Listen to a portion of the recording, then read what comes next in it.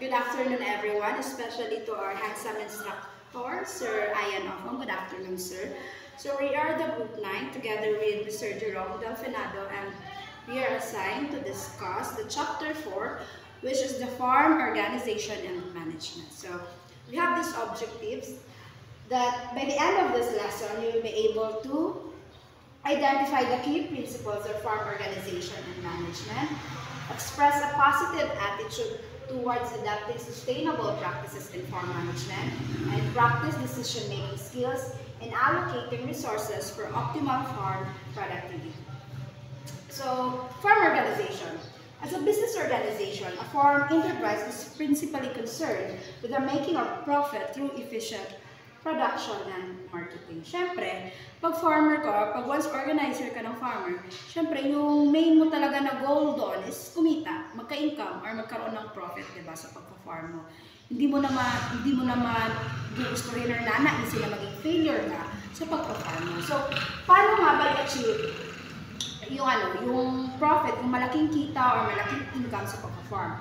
So, of course, to achieve this goal, the resources of the farm should be first properly arranged, combined, and utilized. So, kailangan naka-arrange properly or naka-utilize yung mga resources ng farm mo. So, ito yung trabaho ng farm organizer. Ito yung mga duties if organizer ka ng farm. Of course, you have to select the farm enterprise. So, kailangan mong piliin or kailangan mong pumili ng maayos kung anong klaseng pagpa-farm ba ang gusto mo or kailangan mong gawin. Kasi yung farm enterprise kasi madaming klase yan.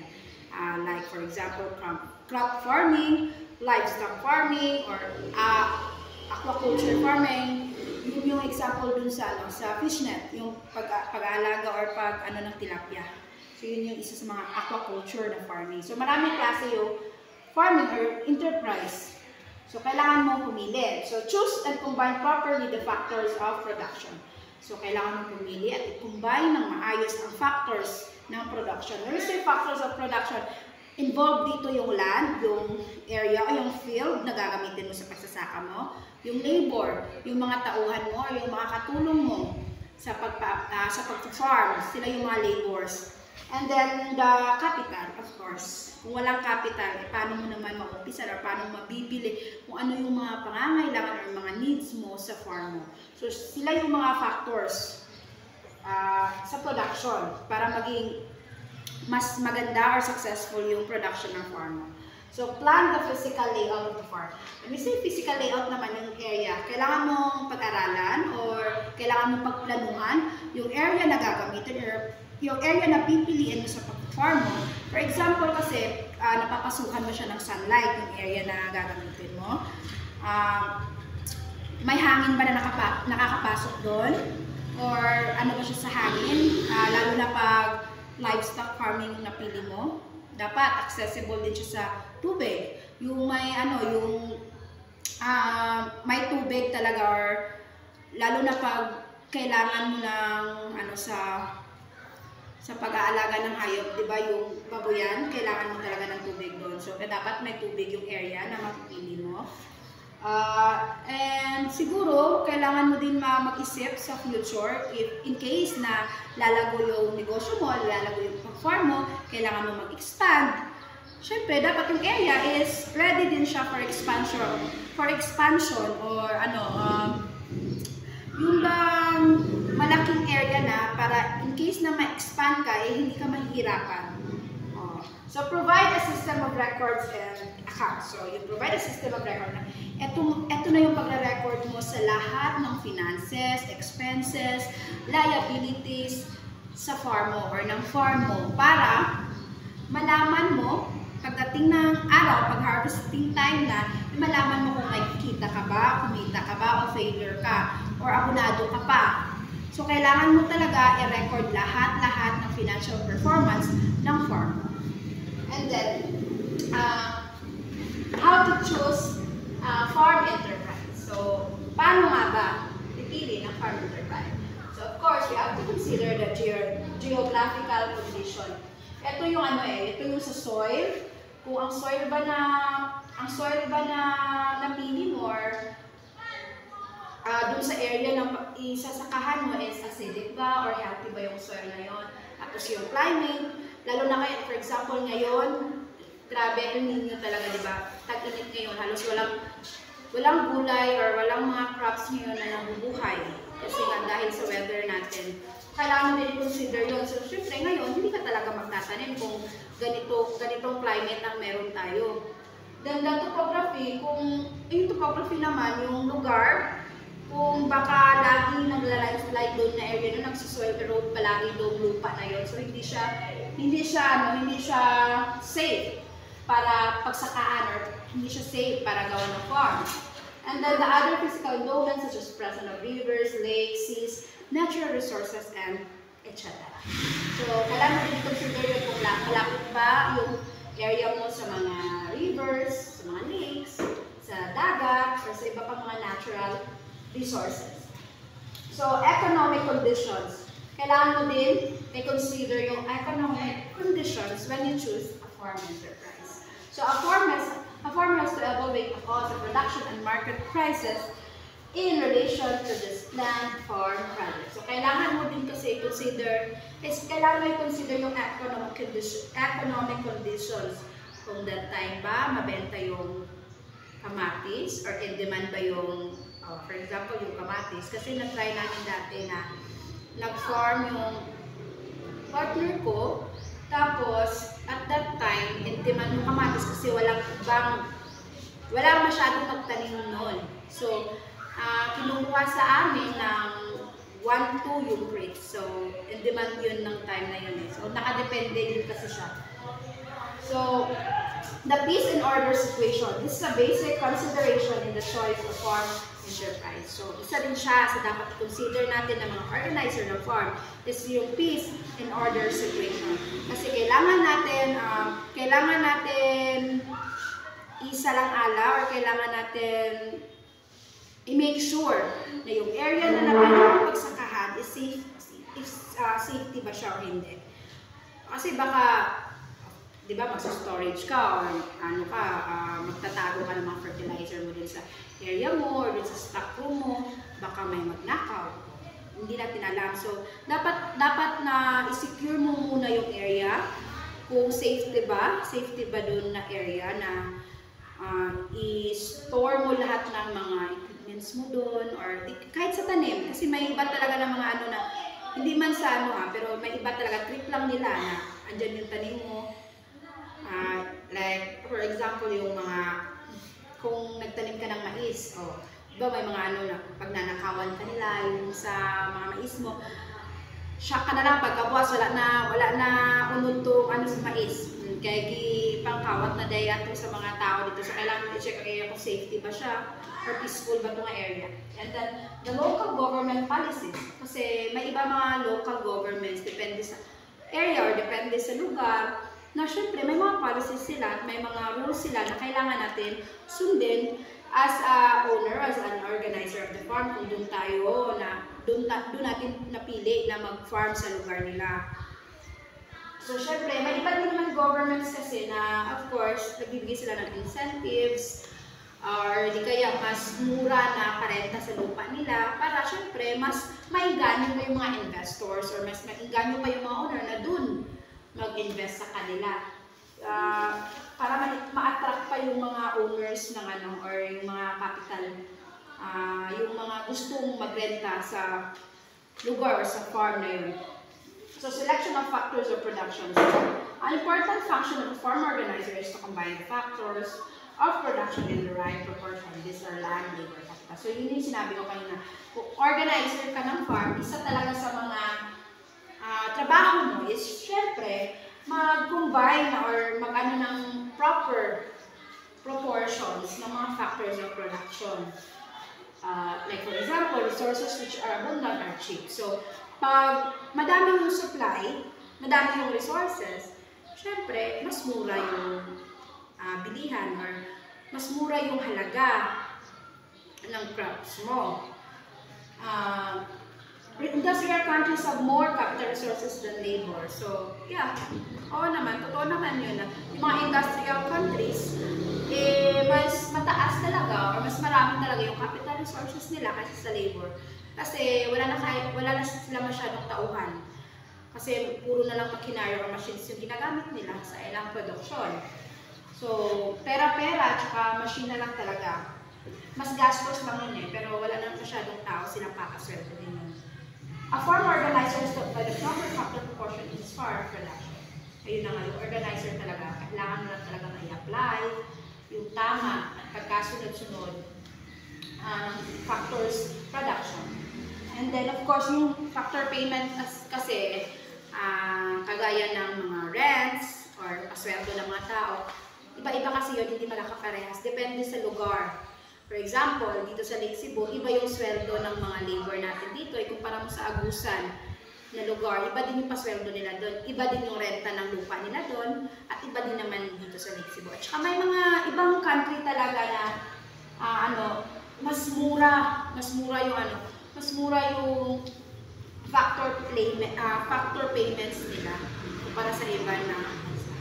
So that's it, or that's all for my topics. And the other topics, we're going to continue the reporting with Jerome Delfinado, my partner. Thank you for listening. God bless. Magandang umaga po sir. This is a continuation sa report ni Mara Pasahe. Planning the layout of the farm. Ang planning the layout, kumbaga pinipili mo yung mga magandang kalidad ng lupa, and then maganda ang suporta ng tubig.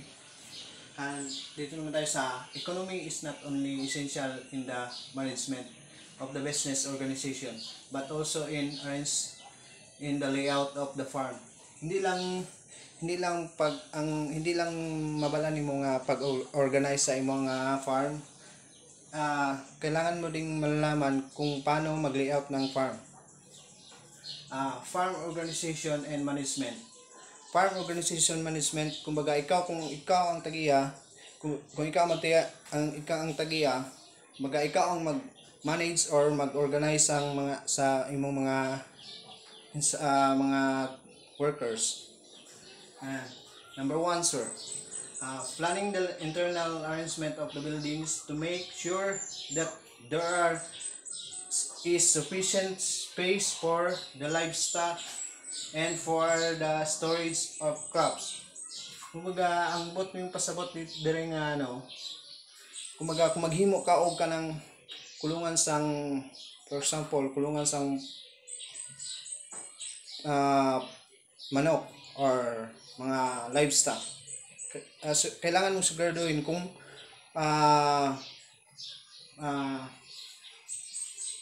maginhawa ba yung kuan, kumbaga sufficient siya, kung kumbaga kuan siya ba, anong tawag doon, kung ligwas siya ba. And then sa mga kailangan din ng storage ng mga pananim or similya ng mga pananim para hindi siya madaling masira. Number 2, planning the location of the buildings for a convenient arrangement with one another in the fields. Planning the location, kumbaga ginaplano nimo ang location sa imong lupa, kung saan ka magpapatayo ng mga buildings or kanang mga, kumbaga for example, kung magpatayo ka ng yung bahay, kailangan mo pagplanuhan kung saan ka magpapatayo ng yung bahay bago ka kumbaga kung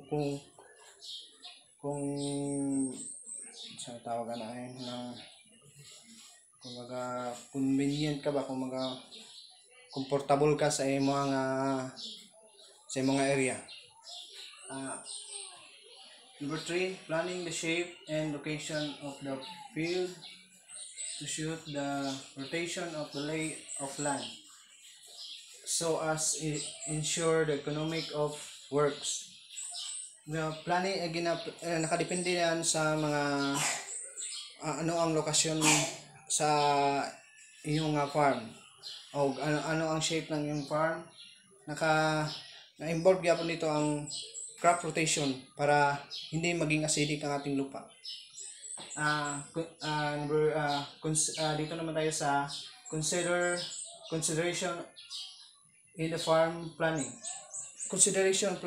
Farm planning, kumbaga nana dito yung mga magagandang support ng tubig at magagandang kalidad ng ating lupa.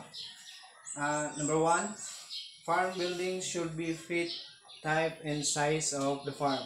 Kumbaga, magpatindog ka ng farm, ay ka ng mga, for example, kang poultry sa mga hayop, sa mga manok.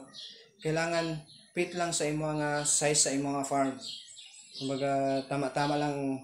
Alangan naman kung gamay lang ay mong area, magpatukod ka sang dako nga kulungan sang manok. Hindi man pwede.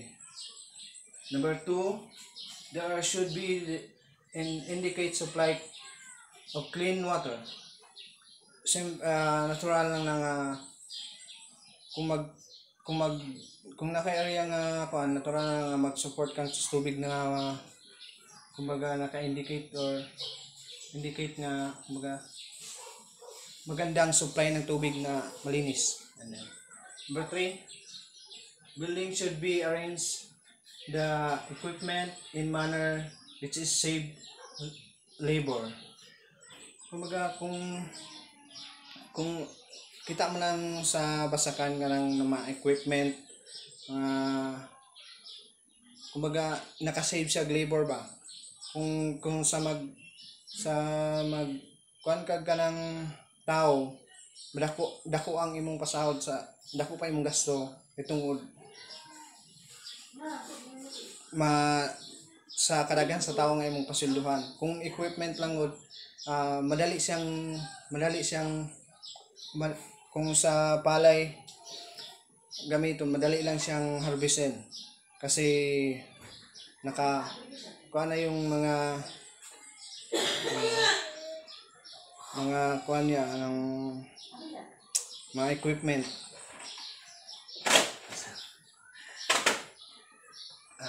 Number 3, building should be arranged with equipment.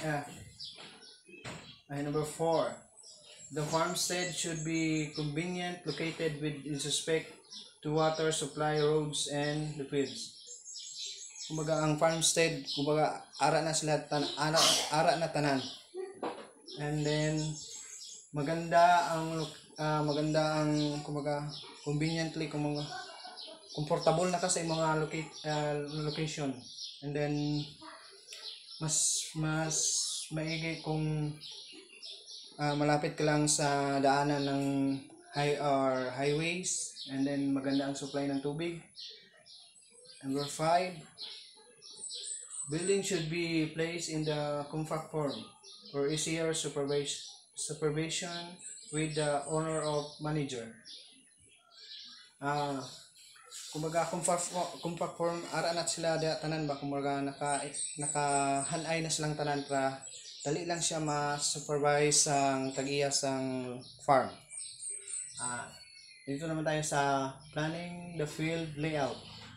Crop rotation must be production system required planting in crop different fields year after year. Kumbaga ang crop rotation, kailangan siya i-crop rotation para hindi madaling masira ang ating lupa, and then hindi maging acidic yung ating lupa.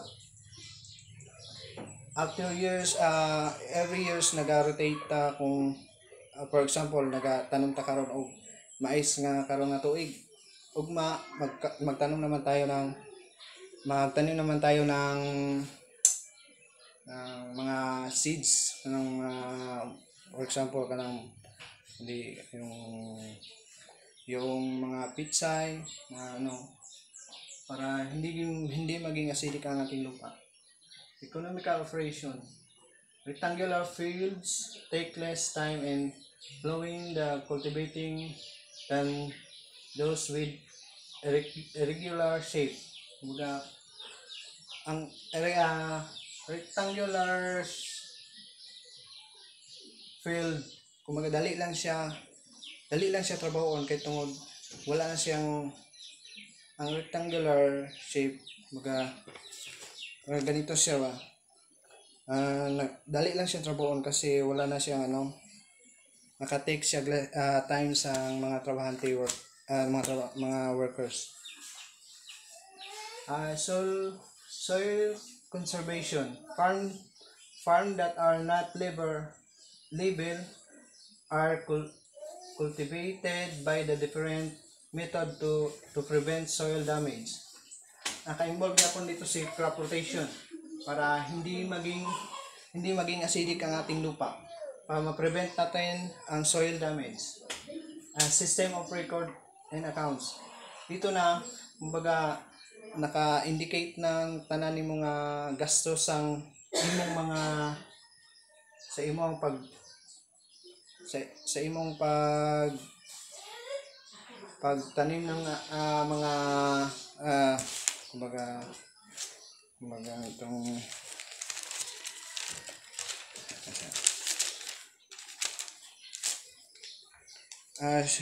naka-indicate na yung mga expenses, crops, animals, workers, and farms activities. Kumbaga nagasto nimo para malaman nimo kung pila ang imong nagasto or kung lugi ba ka sa imong negosyo. Planning the operation of the farm. Number 1, kumbaga ginaplano nimo ang pagtanom. Kumbaga ginatugma nimo ang klima or ang kailan ka magtanim ng para hindi masira yung pananim mo. And then number 2, measuring the economic performance of the farm. Gina-measure nimo kung ano ang performance sa imong farm. Kumbaga alangan naman magtanom ka sang mais ang kabatuhan sa imong lupa kung hindi naman siya comfortable dito. Kailangan magtanim ka ng mga pananim na kaya niyang mabuhay sa bato, or balas. Number 3, identifying the weak or problem areas. Identifying nimo ang problema sa imong mga areas. Number 1, tubig. Mahina ang supply ng tubig. And then sa imong lupa. Kung nindot ba ang imong lupa. And then yan. Number 4, helping in the proper allocation of the farm resources. Kumbaga kung sa farm resources, kumbaga ginahanay nimong tanan ba. Kumbaga provide nimo kung unsa ang kinahanglan sa isa ka area. Number 5, providing the base for improving the operations of the farm. Gina-provide nimo ang unsay kinahanglan sang imo nga farm para mag-improve pa or mag-improve pa ang imong mga farm.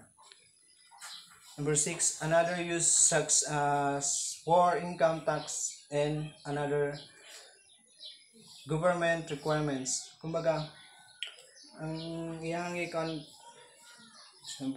for example, nagparent ka o sasakyan and then motor, naka-indicate na tanan niya gasto or income niya, and then naka-indicate na po dito ang nagasto or ang iyang mga expenses na gigamit, and then dito na kumbaga dito na magkuha ang kailangan mo na magbayad ng tax sa government. Yan lang po. Thank you.